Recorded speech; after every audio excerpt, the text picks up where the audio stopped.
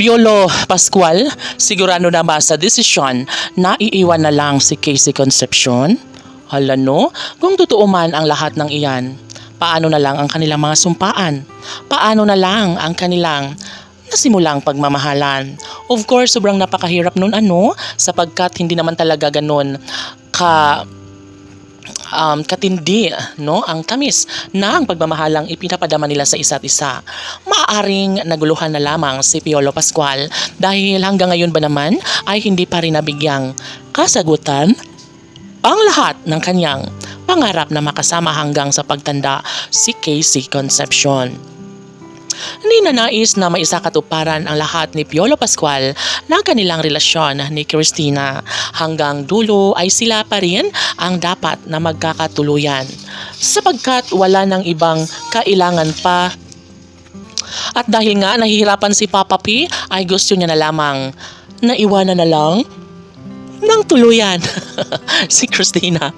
Yes, sobrang napakalungkot dahil nga naman talagang hindi ito matatanggap ng kanilang mga taga-subaybay. Kung minsan ay nahihirapan si Piolo Pascual dahil nga hindi niya lubos maisip ang lahat ng mga pangyayari na kung sakali man na magbunyi ang isang pagkakataon sa kanilang pagmamahalan ay nais na lang din ni Piolo Pascual na buhayin ang kanilang nakakakilig na relasyon. Of course, doon magiging masaya ang kanilang mga taga-subaybay.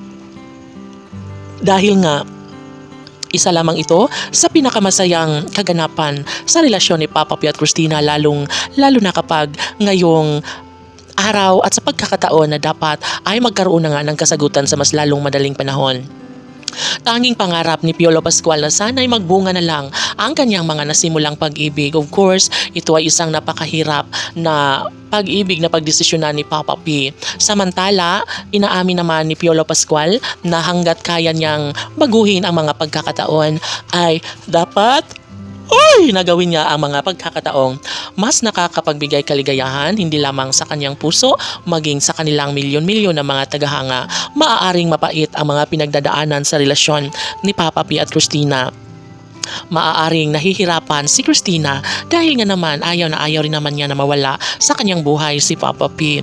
Of course, tanging dasal ng lahat na sana'y magkaroon na ng kasagutan ang kanilang pagmamahalan dahil wala nang ibang magagawa pa ang taong bayan kundi ang tanggapin na lang kung ano man ang magiging kahinatnan sa relasyon ni Piolo Pascual at Casey Concepcion.